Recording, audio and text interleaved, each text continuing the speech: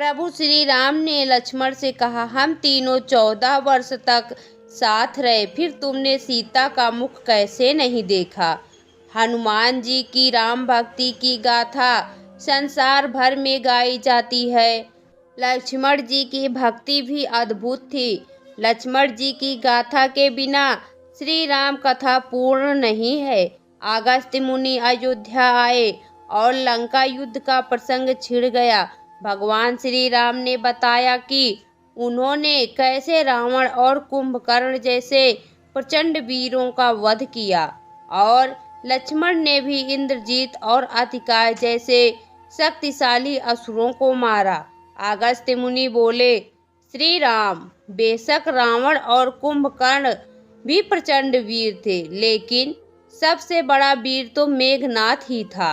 उसने अंतरिक्ष में स्थित होकर इंद्र से युद्ध किया था और इंद्र को बांधकर लंका ले आया था।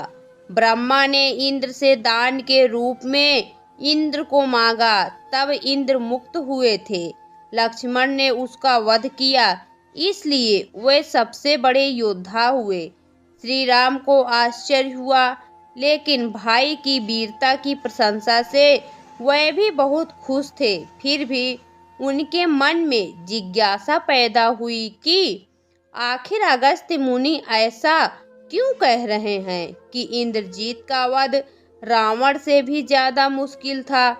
अगस्त्य मुनि ने कहा, प्रभु, इंद्रजीत को वरदान था कि उसका वध वही कर सकता था जो 12 वर्षों तक न सोया हो, जिसने 12 वर्षों तक किसी स्त्री का मुख न देखा हो और 12 वर्षों तक भोजन न किया हो।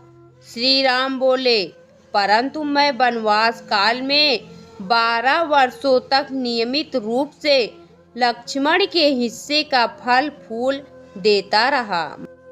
मैं सीता के साथ एक कुटी में रहता था, बगल की कुटी में लक्ष्मण थे। फिर सीता का मुख भी न देखा हो और 12 वर्षों तक सोए न हो, ऐसा कैसे संभव है। अगस्त्य मुनि सारी बात समझकर मुस्कुराए।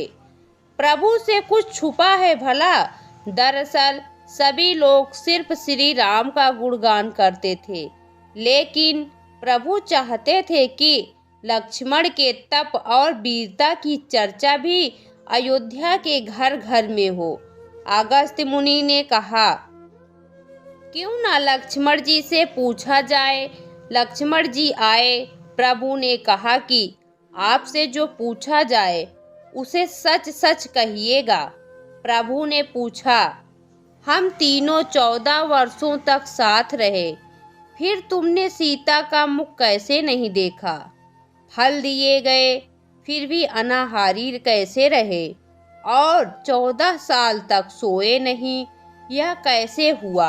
लक्ष्मण जी ने बताया, भैया, जब हम भाभी को तलाशते ऋषिमुख पर्वत गए तो सुग्रीव ने हमें उनके आभूषण दिखाकर पहचानने को कहा।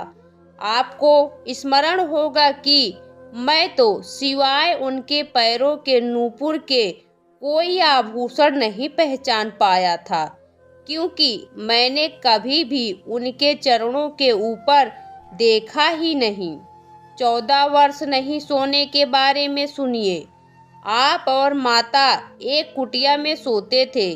मैं रात भर बाहर धनुष पर बाण चढ़ाए पहरेदारी में खड़ा रहता था। निद्रा ने मेरी आंखों पर कब्जा करने की कोशिश की तो मैंने निद्रा को अपने बाणों से बांध दिया था। निद्रा ने हार कर स्वीकार किया कि वह 14 साल तक मुझे स्पर्श नहीं करेगी, लेकिन जब श्री राम का अयोध्या में राज्याभिषेक हो रहा होगा और मैं उनके पीछे सेवक की तरह छत्र लिए खड़ा रहूंगा, तब वह मुझे घेरेगी। आपको याद होगा, राज्याभिषेक के समय मेरे हाथ से छत्र गिर गया था। अब मैं 14 साल तक अनाहारी कैसे रहा। मैं जो भी फल फूल लाता था आप उसके 3 भाग करते थे।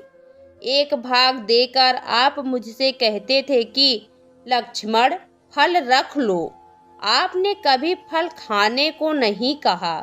फिर बिना आपकी आज्ञा के मैं उसे कैसे खाता? मैंने उन्हें संभाल कर रख दिया। सभी फल उसी कुटिया में अभी भी रखे होंगे। प्रभु के आदेश पर लक्ष्मण जी चित्रकूट की कुटिया में से वह सारे फलों की टोकरी लेकर आए और दरबार में रख दिया। फलों की गिनती हुई तो 7 दिन के हिस्से के फल नहीं थे। प्रभु ने कहा, इसका अर्थ है कि तुमने 7 दिन तो आहार लिया था। लक्ष्मण जी ने 7 फल कम होने के बारे में बताया कि उन 7 दिनों में फल आए ही नहीं। जैसे जिस दिन हमें पिताश्री के स्वर्गवासी होने की सूचना मिली, हम निराहारी रहे। जिस दिन रावण ने माता का हरण किया, उस दिन फल लाने कौन जाता? और जिस दिन समुद्र की साधना कर आप उससे राह मांग रहे थे, और जिस दिन आप इंद्रजीत के नागपाश में बंधकर दिन भर अचेत रहे, जिस दिन इंद्रजीत ने मायावी सीता को काटा था और हम शोक में रहे, जिस दिन रावण ने मुझे शक्ति मारी थी और जिस दिन आपने रावण वध किया, इन दिनों में हमें भोजन की सुध कहाँ थी? विश्वामित्र मुनि से मैंने एक अतिरिक्त विद्या का ज्ञान लिया था, बिना आहार किए जीने की विद्या।